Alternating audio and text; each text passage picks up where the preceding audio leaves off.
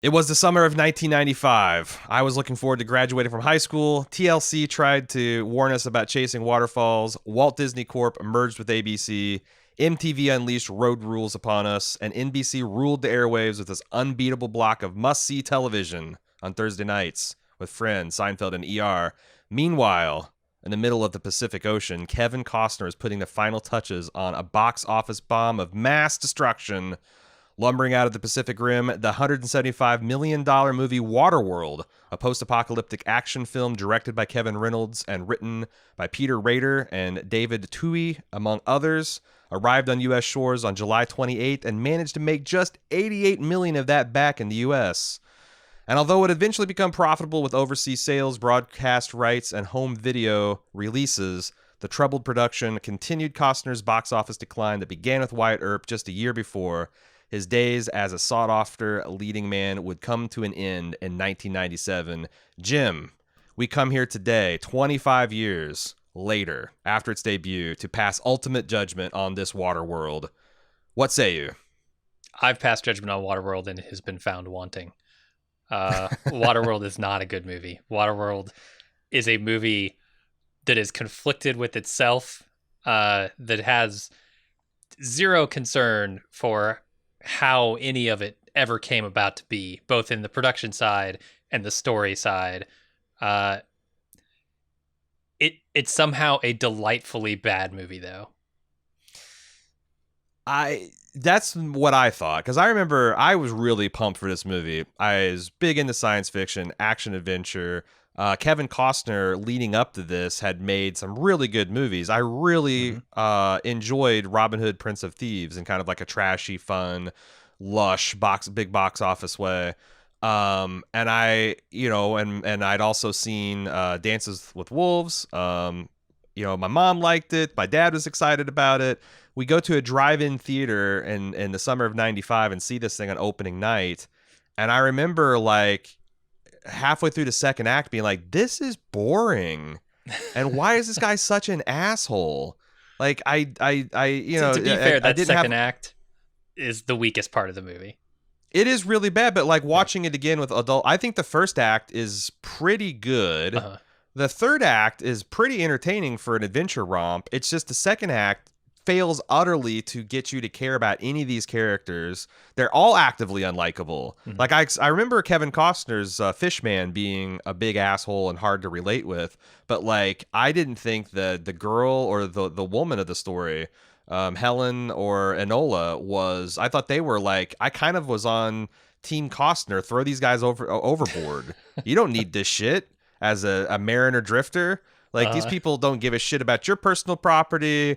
They have inflated sense of their self-worth. Get them out of here. Get them out of here. It was tough. It was tough. But it has a lot of really big ideas, a lot of entertaining action, a memorable villain, and some of the really cool set and costume design, and some really cool world building. But boy, oh boy, as I feel like this is something we've been really beat into our heads the last few weeks. Setting, and plot is not nearly as important as characters, and the characters just completely fall flat like a underbaked souffle or overbaked souffle. And as a result, as spectacular as the third act is, you just really don't give a shit. And I think that's why I remember this movie fondly, and why I view it, as a delightfully bad movie, because I was 13 when this movie dropped, and I was super excited to see it. It looked like the previews made it look much more exciting. Sure. I think than it turned out to be, and I don't know if that's like partially runtime. Maybe they could have cut down a little bit more in that middle section. But I remember being super excited to see it, and when I finally saw it, I remember enjoying the sillier parts of it and enjoying the action and not thinking too much about the characters, because I was a kid, that stuff didn't bother me. Nowadays, I look at this movie and I go, oh God, this is actually kind of a piece of shit. And I think it's like partially ruined by Dennis Hopper, which, wow. This is a performance from Dennis Hopper, and this is kind of just Dennis Hopper, I think, based on what I've seen him in. But like Super Mario Brothers is very in the same vein as his performance. Like his King Koopa is very much in the same vein as this performance. His speed is very much in the same. Like, he kind of Pacino'd himself at this point in the 90s, where he was just playing these coked up, half-baked villains. Like, and not some of them quite comedy relief, like too hard of an edge to be comedy relief, but wanting to be slapstick. It's the whole movie has that vibe. Like, it wants to be very hard edge, right? It wants to threaten to throw a child overboard to die in the ocean. It also wants you to think that, like, it's funny when a bottle gets smashed in near somebody's face and they have a goofy look on their face, right? Like, yeah, there's just this weird juxtaposition of slapstick, weird, silly humor and this hard edge that the movie wants to have, and it doesn't work. Yeah. And it's kind of, there's a little bit of the Fifth Element DNA in here too, because I feel like the Hopper for a lot of these 90 films is stuck in that same Gary Oldman Zorg, where it's like, this guy is Darth Vader, but he also is Christopher Lloyd, you know? Sure, it's like if Christopher Lloyd played Darth Vader, it's like, yeah, okay, he's scary, and the movie's telling me he's scary, and he's got a lot of power, and he's doing a lot of bad things, but the camp factor is really high on these villains, and that's really fine, but it's a tonal clash, like you said. It's total clash. I guess I didn't remember this movie picking up so quickly. Like, I thought there was a lot more up front. I guess I thought the slowness in the second act was kind of front loaded, and then it really picked up and kicked into gear. But this movie kind of starts very quickly. Like, he, gets to this flotilla, this atoll, within the first 10 minutes of the movie. And here's the other thing about this movie that I find absolutely delightful. This movie, in my mind, will forever be, and has always been, the movie where Kevin Costner drinks his own pee. Because right off the bat, too. That opening shot, like, they just zoom in on the world, right? And they come right down to his boat, and they almost come right down to him pissing into this jar. And the camera, you know how they say follow the money? In this movie, it's follow the piss, because this is a brilliant shot where they're zoomed in on the container as he's peeing into it. As he stops peeing, it goes up to his ass. And then as he zips up, and then he takes the container, pours it in, and the camera is following the jar of piss the entire time. Follows it through the filter, follows it up to his mouth. It's so good. So good. I could not have been happier as a 13-year-old seeing that. It's like the oneer in Goodfellas, only instead of Ray Liotta, it's just a jar of piss. That intro is really amazing, because like the dissolve, and I forgot how it all came together, but it has like the famous Universal classic logo, grainy with the world, and then there's this narrator comes in and says, in the far future the polar ice caps melt, and you see them melt, and the world kind of start dissolve under it, and now the world's covered in water, and it just keeps zooming in until you're actually in the ocean on the guy's boat. I thought that was really effective. And then it doesn't really kind of stop. He meets a drifter, and then he goes he doesn't. He goes to an atoll and does some trading, and then there's like one action scene after another, and then you get to the second act where it's just him and the girl and the little girl, and it grinds to a halt. I got some theories on why that is. Should we how do you want to go with this? Because I haven't even talked about the cast. Let's do that. I was just reminiscing a little bit, but let's talk about the details. Yeah, so this film, like I said, was directed by, who's this guy? Reynolds. Kevin, this movie is directed by Kevin Reynolds, is written by Peter Rader and David Toohey, but it actually has, I think 7 different credited screenwriters, including a very young Joss Whedon. Oh, Jesus Christ. That?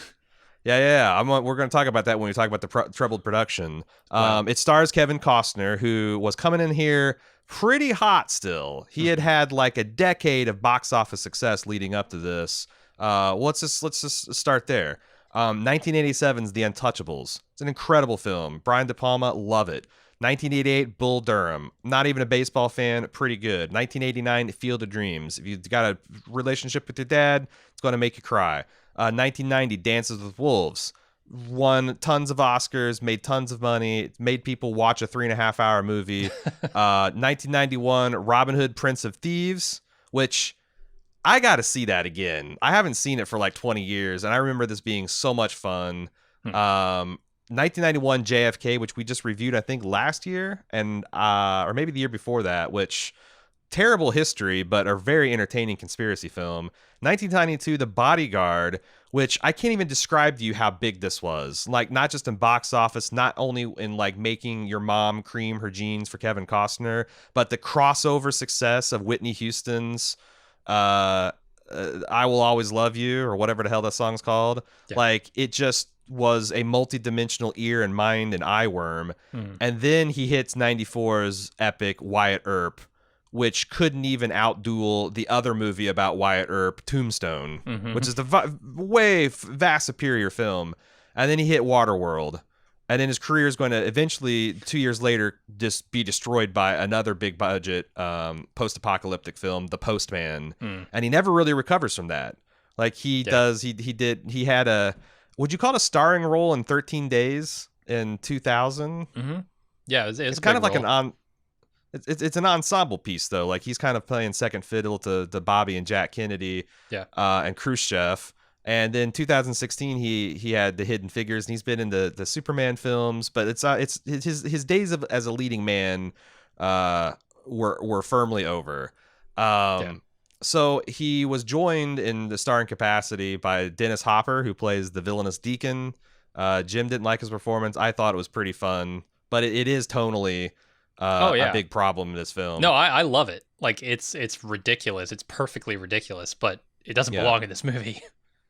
Jean Triplehorn, which herself I think was having a really nice career up until it hit this film's bump. She plays Helen, Basic Instinct, The Firm, Reality Bites. She will achieve small screen success in Big Love on Showtime. Was that Showtime or HBO? I think it was Showtime. Tina Majorino as Enola. Do you know who this is? Where you've seen her elsewise?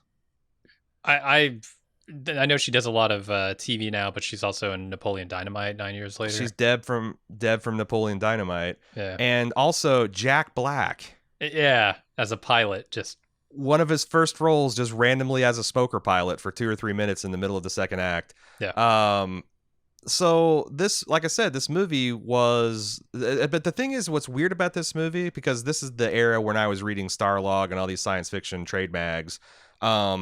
Everyone felt this was like a soap opera following this production. Like it was like a big news story about how lavish the production was. There's a big news story about how lavish Kevin Costner's side of like he was staying in a $5,000 a night hotel while his crew was sweltering on the beaches in like ramshackle trailers with internal temperatures 125 degrees. The hell? The hurricane destroyed at least one, maybe two. I read conflicting reports, costing like a $20 million rebuild. Just all kinds of problems. It was supposed to be like it ended up being like 166 days shoot, and it's supposed to be half that. The director went to Steven Spielberg, you know, the other guy who had a famously troubled water production in Jaws, and said, "What is your recommendation for filming on the water?" And Steven Spielberg gave him one simple word of advice: do not shoot on the open water. Yeah. The production company ignored that advice and pissed away $175 million on this movie as a result. You could have done this. We've seen, big tanks used, right? Like to shoot in controlled circumstances. Like Titanic did a bunch of that. There's so many ways to do this that could have just involved a matte painting in the back of the horizon. Yeah. And the sky and just shoot it in a controlled environment. Yeah. Could have saved them a lot of money. And the thing is like, so if you don't know, because this is a 25-year-old movie, but this movie takes place about 500 years in the future after the polar ice caps have completely melted. Water covers the entire world, and it's essentially Mad Max on the ocean. That's it. Yeah. There is a chosen child that has a tattoo on her back that might point to the mythical source of dry land, but it's just Mad Max in water. Now, if you're freaking out about global warming, I want to rest assured that if the polar ice caps melt, the oceans rise by like 200-300 feet, not the 4 or 5 miles required to bury, Everest, right? Right. So no, there is there is some scientific liberties being taken. Not that like 200 feet rise of ocean wouldn't be catastrophic, especially if you're all living by the coast. But yeah, if you're living in Sweden, it'll be a problem. But it is an intriguing setup for a movie, and the world I think is fascinating. The world, the cultures, the costuming, and I wanted more and more of that. And apparently there's a cut that they call the Ulysses cut that started as a fan edit where I guess ABC got the broadcast rights of this and put 40 minutes back into the film, especially in the second act with some stuff amongst the smokers and about their culture and how things kind of work, which might be why the second half is boring, or the second act is boring. But then the studio decided they liked it so much that they duplicated it into a later release of the movie. I've never seen this. I kind of want to now because that's more of the stuff that I wanted to see in the film. And I want to draw a distinction between the art direction, which I think is fantastic, and the same is true of Mad Max. I think that's fantastic art direction, but I don't want to confuse that with the storytelling and the world building that they do, because I think there is a lot to argue about with the world building and the details of the world they've built. Yeah.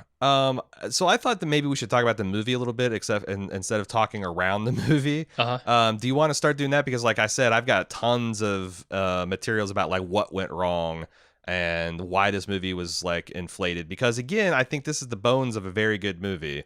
And the big problem is Kevin Costner just has zero charisma. That's the thing. The best thing about a Kevin Costner movie is never Kevin Costner. It's never Kevin Costner. Yeah. It's always the movie he's in that carries him. I wanted to get defensive at Untouchables, but his Elliot Ness is just a piece of drywall. Yeah, that's like, Kevin Costner in a nutshell. Without Andy Garcia and Sean Connery and Robert De Niro playing out of his mind Capone, that is a very forgettable movie. So, let's talk about the movie itself. And let's talk about the stuff we really like about it, because the art, like you said, the art direction. The Mariner, which is the name of Kevin Costner, as well. He doesn't have a name, but he's credited as the Mariner. His boat as a sailing aficionado is amazing. And here's the thing that blew me away when I was researching this: it's real.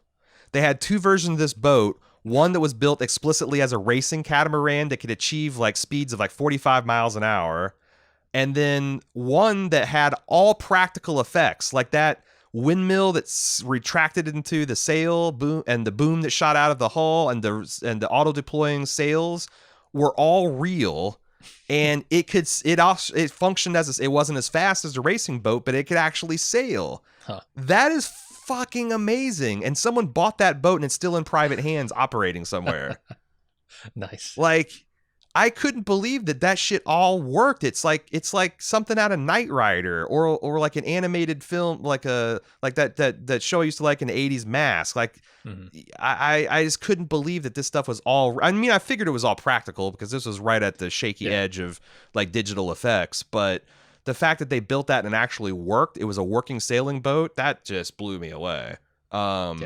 And it made sense too, because the story of this is this guy's a fishman that can dive down in the shallow seas and retrieve like precious artifacts. And he would like, because at first I'm thinking like, well, how does Mad Max, like, it'd be like have Mad Max having this like battle fortress that he could privately finance. But Kevin Costner could do that because he's like the wealthiest man on Waterworld. So he's got the best boat. He's got the best material. He's got the thing perfectly set up to be the loner character that he is. And I really like that setup. Nothing exemplifies his wealth and a surety of comfort better than him eating the leaves off a tomato plant. I feel like that's the least useful, the least productive use of a tomato plant is to eat the leaves off of it and kill it. I thought that there's a couple of points where like he's got this bonsai tree that's growing like 4 or 5 large limes. Is that even physically possible? It's a cool idea, but holy hell. Yeah. I mean, they wouldn't be big limes, but they would be certainly limes. Yeah. Yeah. I mean, the idea that you'd have to have something to like stave off scurvy or whatnot. Yeah. Like they had answers to all this stuff. It's just like, just on my edge of believability for some of these things. Like, how are people eating? I guess I never felt like food was a problem because they're on the ocean. With humanity being destroyed, I imagine there's just like teeming life that you could, like you could catch fish, you can do all kinds of different things. You could eat algae, seaweed, Right. and freshwater. Like if you can process urine, you can certainly desalinate seawater. So to me, like the problem of this world is like raw materials, but I was flabbergasted to see like that seems to be the one problem they don't have. Like building and maintaining enormous steel structures, not a problem. It's food, it's fresh food and fresh water that's the problem for these people. Does it not rain in Waterworld? Paradoxically, Yeah, maybe not. I don't know. There are a lot of strange things about Waterworld, but yeah, I think they do a pretty good job explaining most of the stuff that they want to do in this. I was kind of impressed when they said, okay, well, the Mariner is able to, dive underwater and get these artifacts and trade up for stuff. Now, I'm not sure what the value of these things is to the people who are not the Mariner. Like, why would you ever trade any food or any water for a pile of dirt? I understand the novelty of seeing it, but it's completely useless. Well, don't they like growing things like on these atolls? Like I guess I thought that dirt would be prized because you could actually grow tomatoes and things like that. Paper, that's the thing that blew my mind. Like makes no sense. I bought because talking about like the costuming, I kept on noticing how like their costumes were made out of either fish skin or things that would float in water. Like there's a lot of like those what do they call those plastic rings that hold like 6-packs together? There's a lot of those kind of braided together in vests and like little bits of plastic and things like that, stuff that would float on an ocean.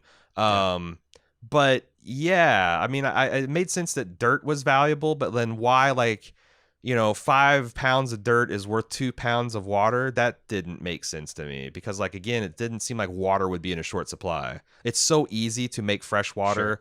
Like you either catch it in rain, you can, heat things up and, purify it through steam. There's like just tons of ways to desalinate water, especially with a reduced human population. But, getting raw materials and all that kind of stuff, I thought the economy was a little fucked up.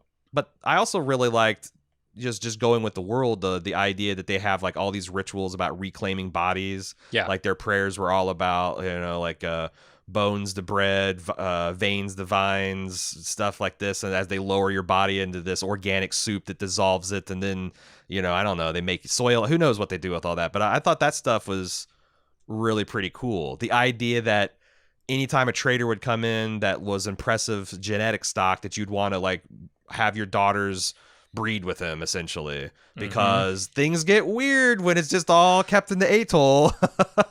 Like I thought some of that stuff was kind of cool. But then, the smokers. Do you want to talk about the smokers a bit?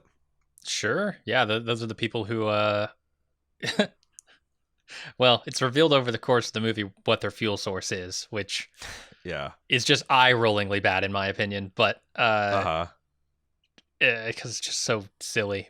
But those are the people who are addicted to fuel, and actually, in some cases, in the case of Deacon, Dennis Hopper's character, hates people who don't use fuel, has an active hatred of sails, as he claims in the film. And I don't know why. Did a sail kill his mother? I don't know.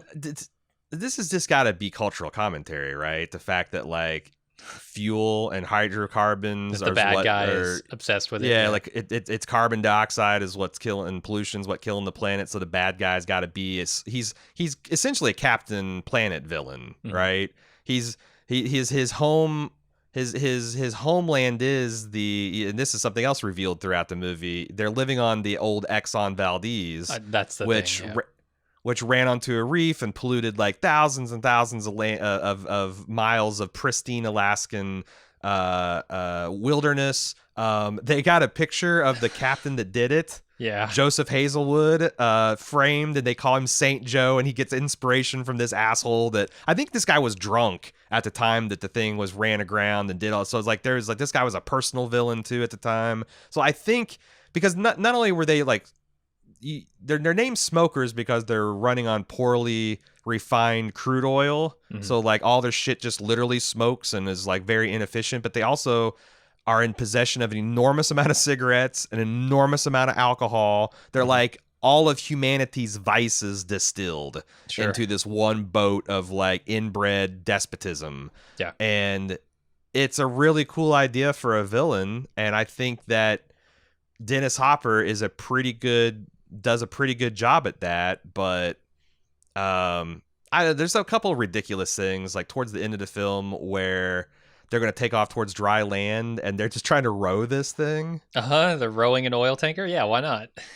I mean, it's bonkers, it's crazy, but hell, it might work. I love the idea that like this thing's been floating for maybe 500 years and there's like 30 feet of barnacle crust at the end of it. Like, how fast can they get going with these oars? Like, 2-3 miles an hour? Yeah, there's no steel under there. It's more barnacle than boat now. Like, yeah, probably hundreds of years. Yeah. I mean, they said it's 500. Like, I don't even know there'd be that much superstructure left after 500 years of just constant salt water. You know, they don't understand, like, because like I think modern ships have these like sacrificial zinc anodes that like take all of the galvanic corrosion and like they concentrate at one point. Those things burn out. Like they literally like that's a solid bar of zinc that just gets corroded, and like there's no way these guys are going to be smart enough to keep up on that. So how the hell does this boat even start? But on the other hand, it is like it's essentially like a screen door at this point, like the old joke. And you might be right, the barnacles are what's keeping it afloat at this point. But the smoke. Dennis Hopper's cool, but all of his lieutenants suffer from the commando problem. Like his right hand man looks like the brother of the hamburger salad that the ham salad sandwich that plays the second banana to the commando. The guy wearing the fishnet, Bennett. Yeah, there you go. Yeah, he's the bastard brother of Bennett. Like he just is a big beefy red-faced dude on the ocean waves, and he's not intimidating. Like when you got a 12-year-old girl and you're threatening to flay her alive to get her back tattoo off so you can stretch it out and examine it, there should be some kind of fear that might take place. But the little girl's not afraid. I'm not afraid. These guys, like, if Kevin Costner doesn't show up, I don't think they got the heart to do it. They're all talk. They're all bark and no bite.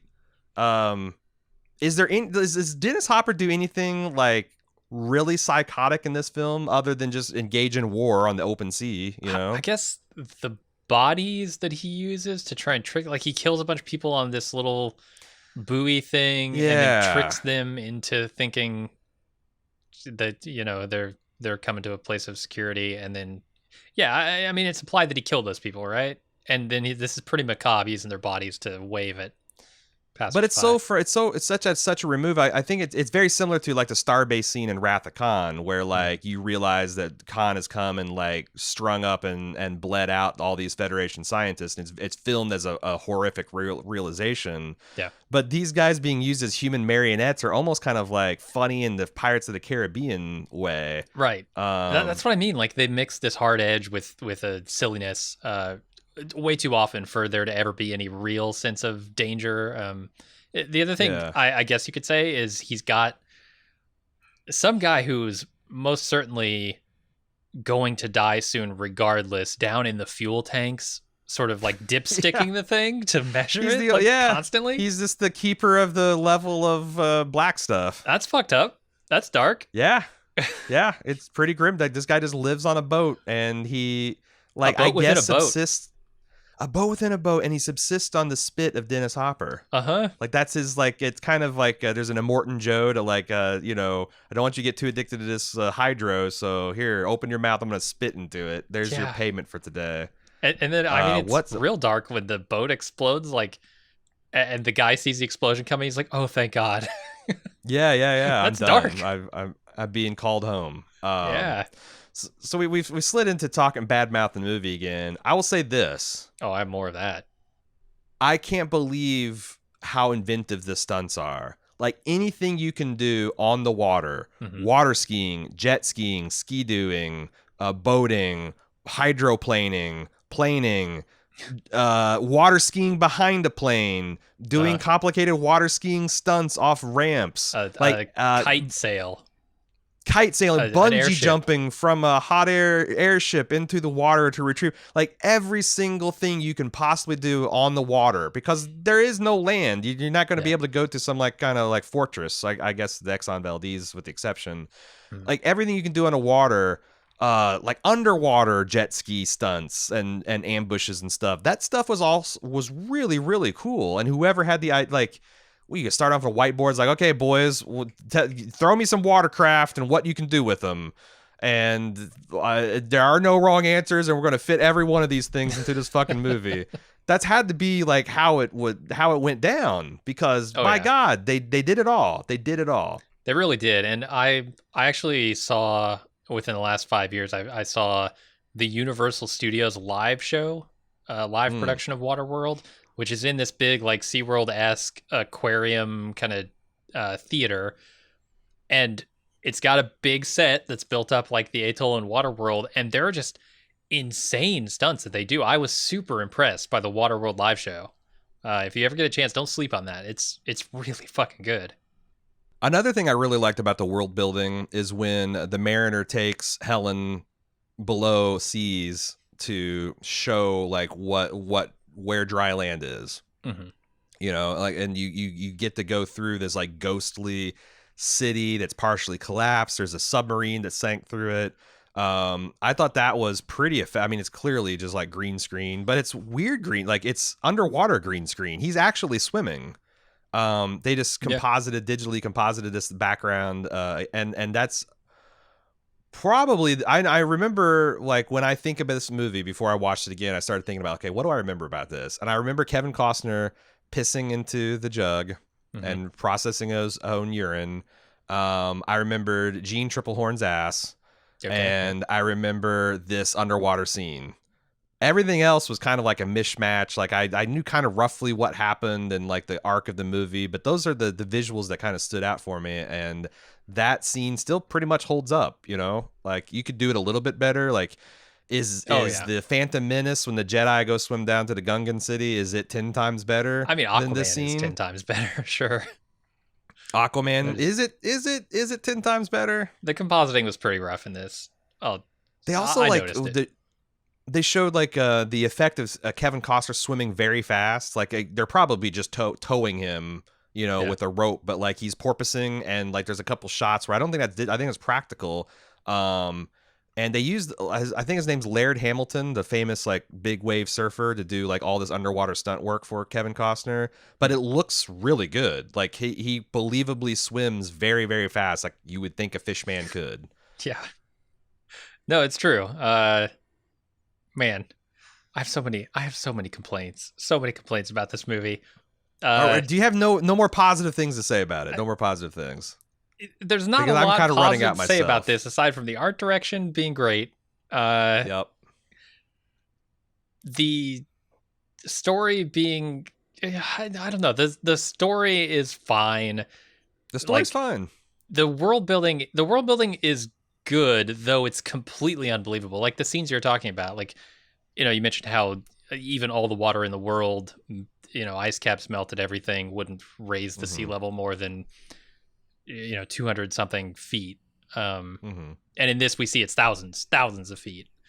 Yeah. So, you know, what happened? Like, did we, they talked about all the things we did, and, you know, the ice caps melting, but there had to be something else. Did we go out and grab a bunch of glaciers from space and bring them back? Yeah. Oops. A couple comets. Too much water. Smacked into it. Yeah. Didn't think that would happen. Is it? So there's a shot with an enormous moon, just like an enormous moon. It's 1,500 times the size of our moon. Did we pull the moon too close? Is this like a tidal thing? Is it pulling water from up? I did research on this, and apparently there was an early art direction that depicted two moons to like show that they're like the Earth somehow captured some other giant planetoid going through, and that was some kind of in that span of time.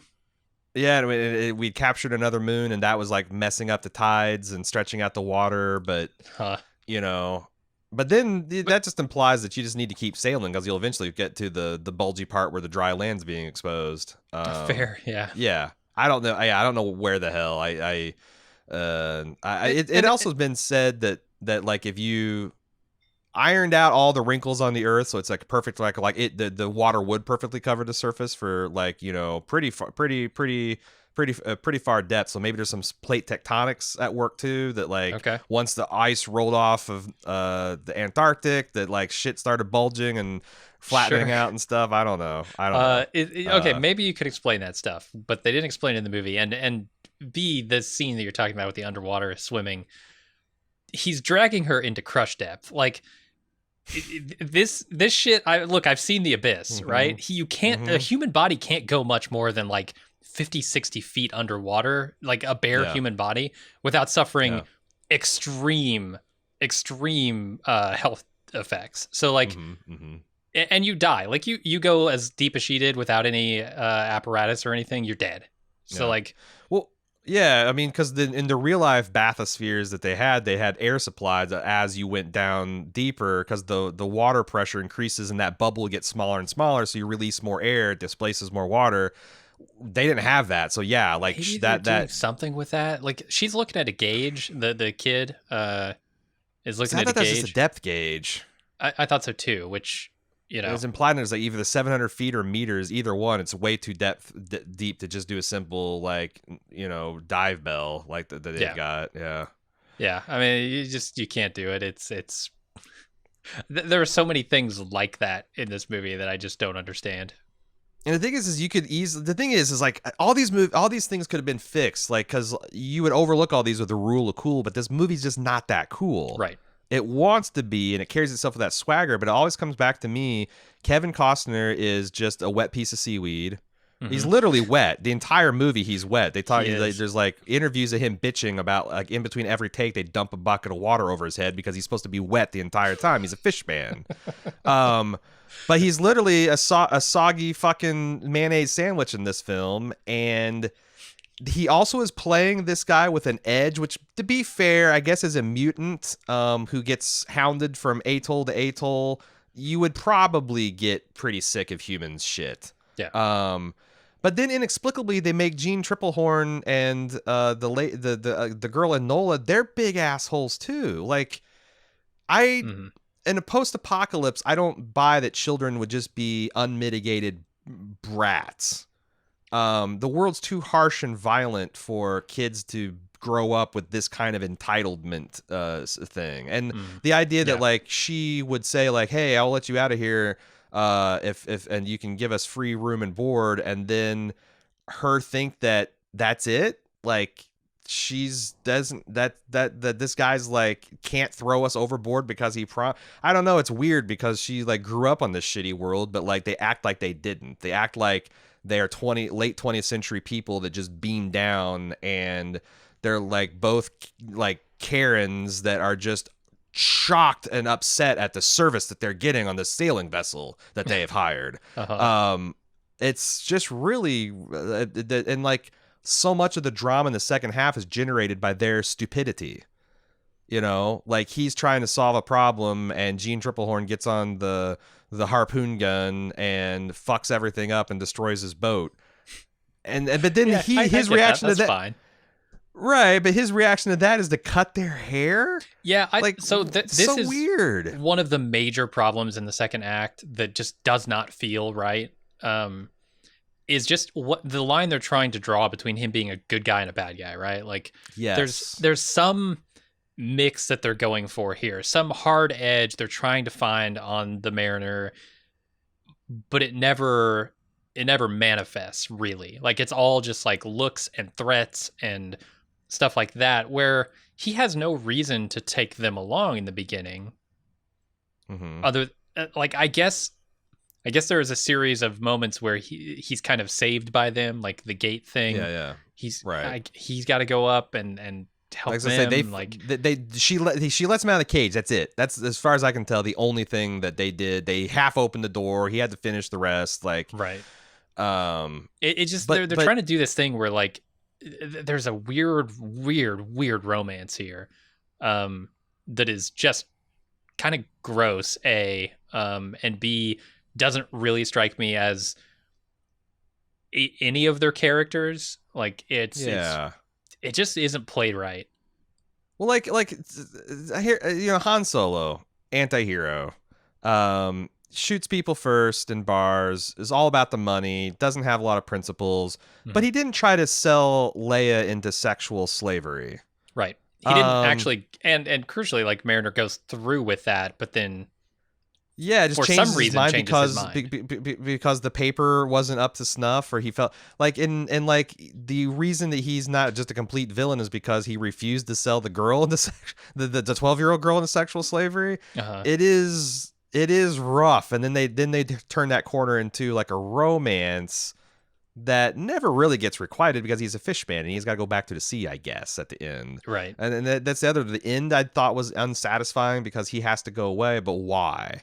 Like, this isn't like Shane, he's wanted for murder and he's got to go back, or he's going to swing from the gallows or whatever. It's like, well, I helped you get to dry land, but I'm a fish man. I belong at sea. Like, are you never going to come back here for trade? This is dry fucking land. Like, come back. Here's where you get your limes, buddy, and your fresh water. Like, this is your new base of operations. Yeah, go out and roam the sea. Maybe spread the gospel of dry land far and wide. But, like, why is this a goodbye?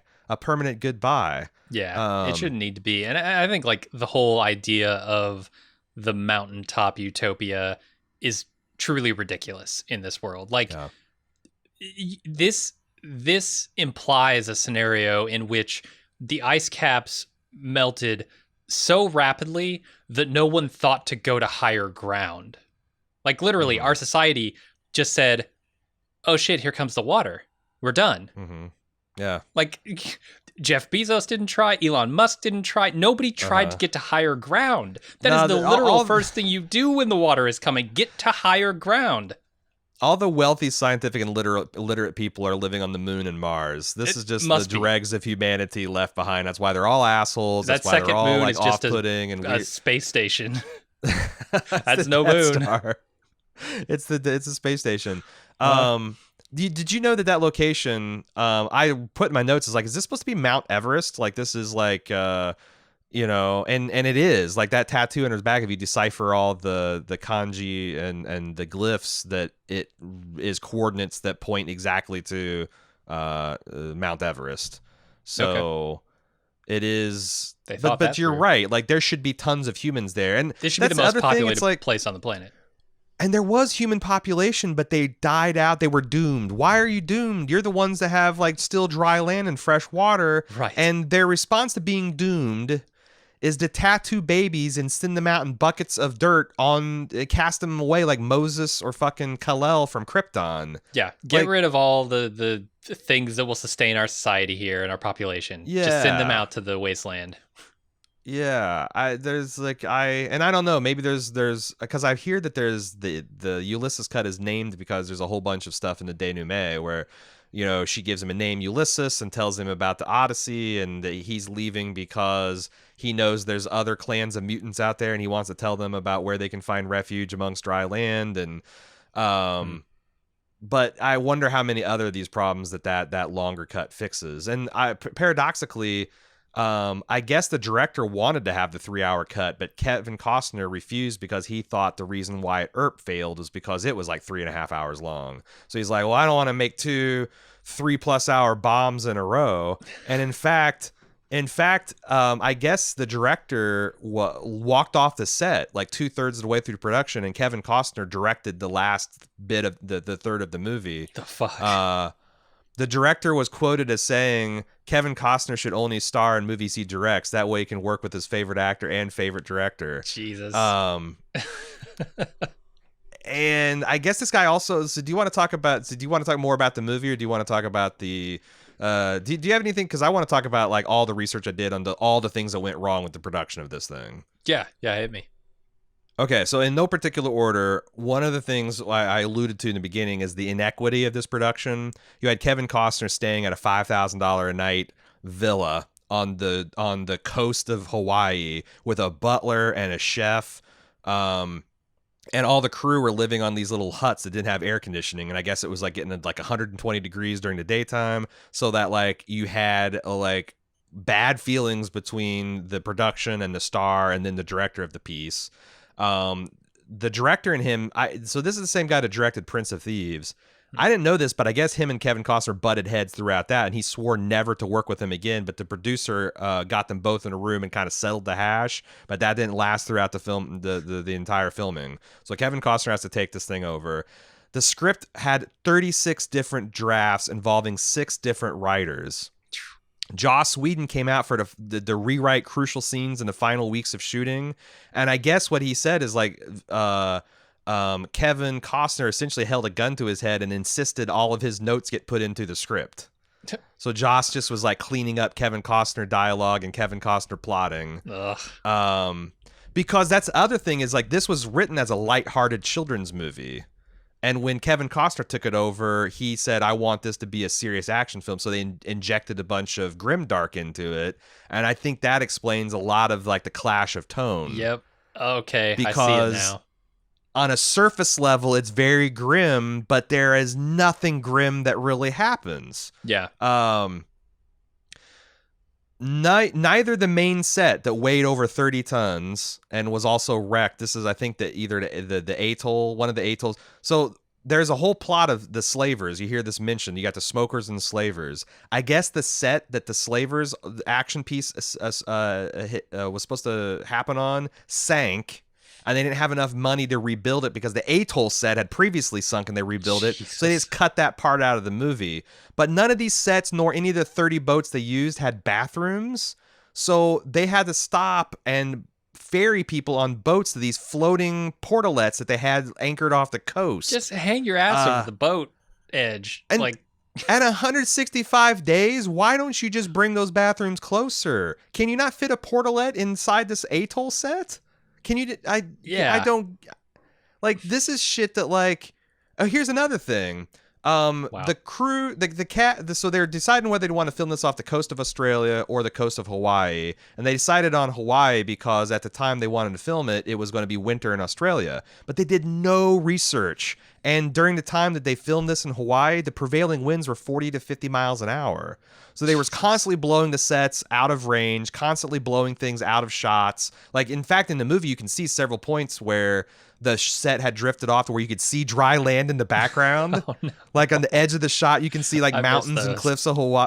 Yeah, I did too. But like, I guess, and that's because like, well, fuck it. We're just going to get this shot. So that was a problem. Kevin Costner demanded in post-production that the VFX crew hide his receding hairline digitally. They failed. Like they totally failed. One of my biggest nightmares now is Kevin Costner swimming at me underwater with his stringy hair plastered back to his head. It's like it's right up there with the baby in Trainspotting. That's my biggest nightmare.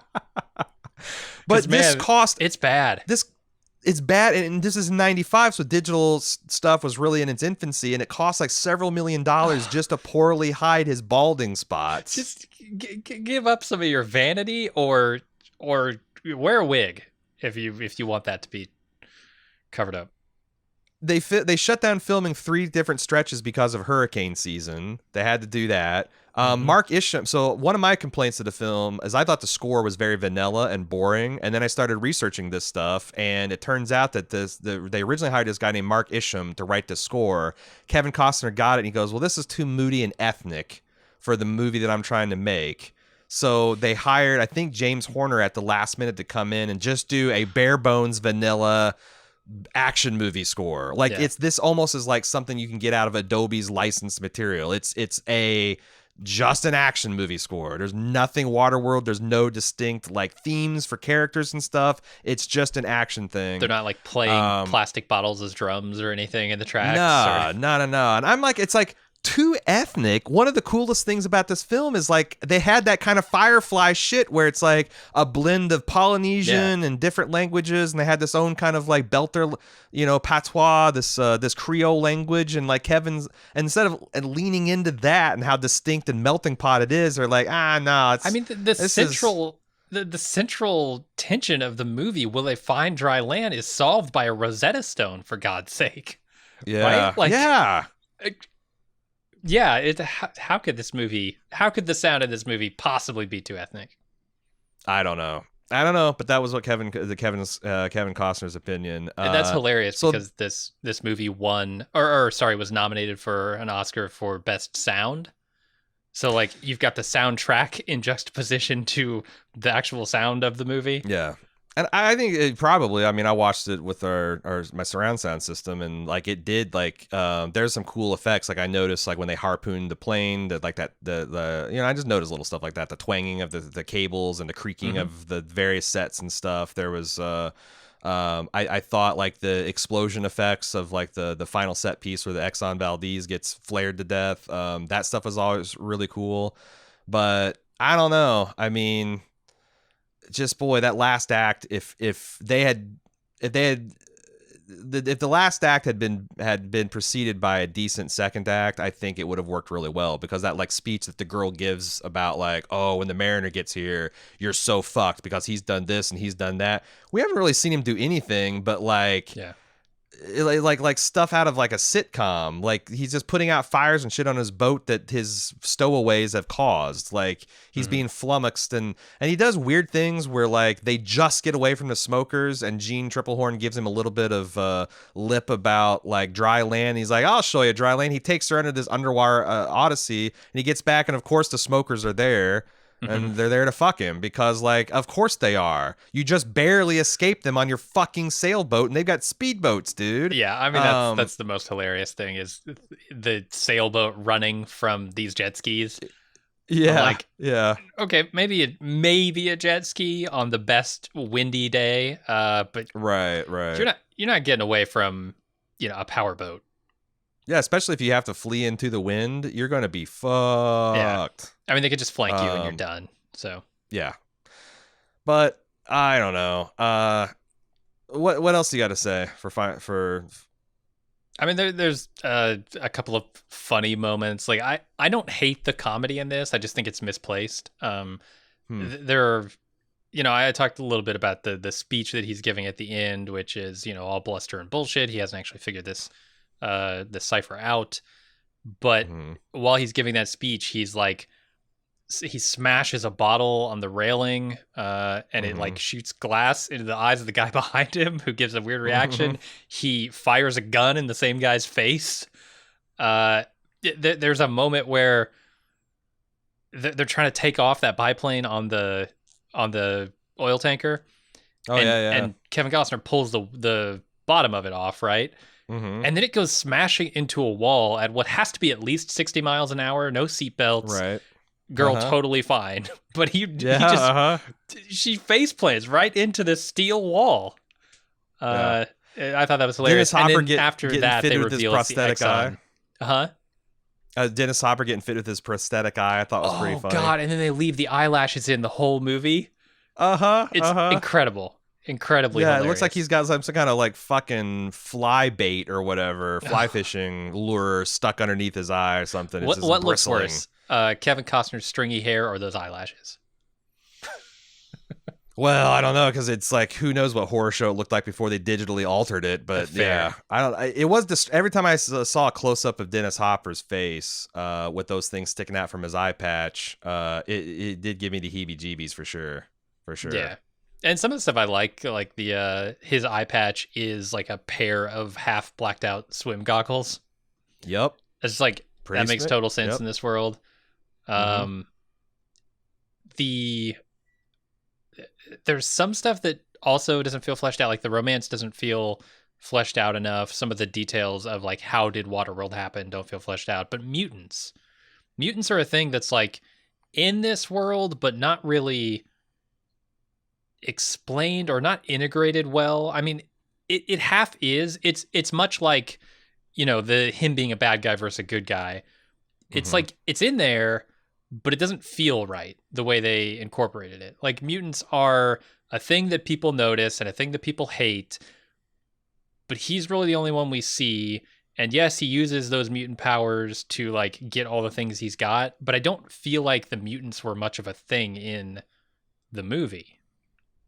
Yeah, I agree. And I think that I wonder if that's because, again, that Ulysses cut had alluded to colonies of mutants. And it's also like, why would they be hostile towards that? You'd think like if I am on Waterworld and I see a guy with gills and webbed feet that can like is essentially a Superman, I would want my daughters to breed with him even more. Yeah. Because I want my grandkids to have fish parts. Absolutely. You know, I mean, I don't know. Like maybe he's got like a big spiny fish dick and it's going to be a problem. But like, don't you want like that's the future of humanity, it seems like, on this world. Yeah, absolutely. Although I also wonder like if carbon just plummeted to zero and the world is ocean covered the earth and presumably like algae and plankton, which does the real heavy lifting of oxygen production on the earth. I wonder how like fast it would revert back to like when the polar caps would start reforming and all that kind of stuff. Because, you know, like I was just wondering like, man, what would this do to like wind currents and rainfall and all that? Like what would it do to the climate? Is like the whole world tropical now? Like, but I also like wonder how long it would take for that to revert back to the olden days. I don't think the movie has thought about that. The movie just said, this is a cool idea for an action movie. Let's do it. Yes. And that's what that, like, I read that this was originally conceived in the 80s during the heyday of Mad Max. And they're like, literally, how can we rip off Mad Max? What's the opposite of a desert world? Waterworld, baby, over cocktails. And then they spent like the next 7 years trying to get it made. And Kevin Costner's like, yes, that's the one for me. I want it done. Yeah. It's also the equivalent of The Day After Tomorrow. In its conception, scientific rigor. Yeah, it's like I don't think they did research on the weather because they didn't even research the volume of ice and how much water it would make if it melted on the poles, and that information was readily available. I mean, this is in the days where I think I don't know, because I would used to be conservative. It's hard for me to say, but like I felt like public opinion was much more that global warming was a bunch of nonsense than it is now, where it's like still a lot of people think it's nonsense, but I think the preponderance of people have switched over and said, nah, it's actually something happening. What else do you want to? What else do you got? Oh, I couldn't help but notice everybody's tans in this movie. Like everyone is like deeply tanned, and I don't know if they sought out actors. I don't think of Kevin Costner as a guy with a deep tan. I think of him kind of the opposite, actually. So did they have him tan for this? Did they spray tan everyone? Dennis Hopper too is very tan. I hard disagree. Every film I've ever seen him in, he's sporting a glowing bronze tan. Really? Okay. Oh, maybe I'm not big enough Kevin Costner fan he's got kind of got a weather beat skin.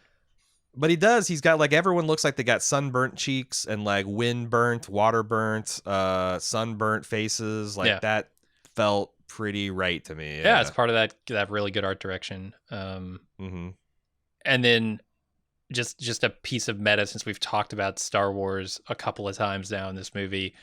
Did you notice that when you get the overhead shot of the atoll, that it is shaped like the Millennium Falcon? No, I did not. Got the two things kind of jutting out in the front and the rounded structure, and then maybe like a flat spot in the back.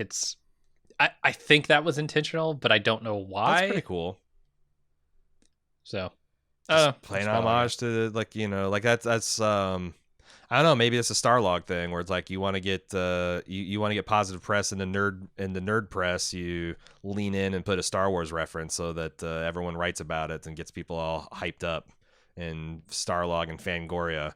But yeah, I don't know. It's like I would be very interested to see a remake of Waterworld because again, I think it's a really cool idea. And it is a neat concept, and the world building and art design are spot on. And with now modern digital effects, you could do this for so much cheaper. And really, if you just recast and rewrote the characters, where he's not as big of an he's more of a Han Solo type. He's not as big of an asshole. He's more charmed by because there's also like I don't understand why he turned around on these people. There was nothing like, oh, you can't swim? Well, I'll teach you how to swim, and that's going to turn everything around. And that's what made Gene Triplehorn's character start to be attracted to him and see him not as a threat. Like, but that came essentially out of nowhere. Like, they never stopped antagonizing and pissing him off and wrecking things. And in return, he became ever more capricious and violent towards them. Right. Until he wasn't. Yeah. Just like the haircutting scene, just so bizarre. What the fuck? So weird. Kevin Costner was like, no one on this set is going to have better hair than me.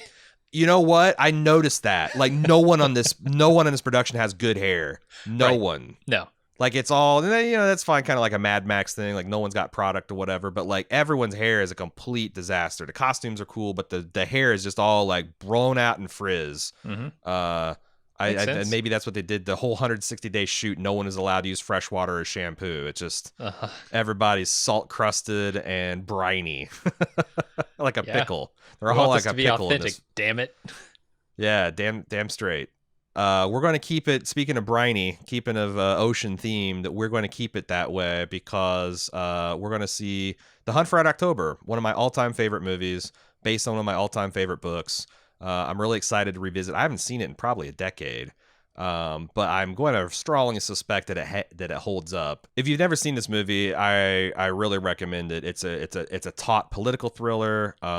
It's got a lot of cool action scenes. It stars a very young Alec Baldwin and a really at his height of People Magazine's Sexiest Man Alive, Sean Connery. It's a really good movie, and I'm really excited to watch it next week. That's what we'll be doing next week on Bald Move Prestige. And until then, I'm Aaron. And I'm Jim. See ya.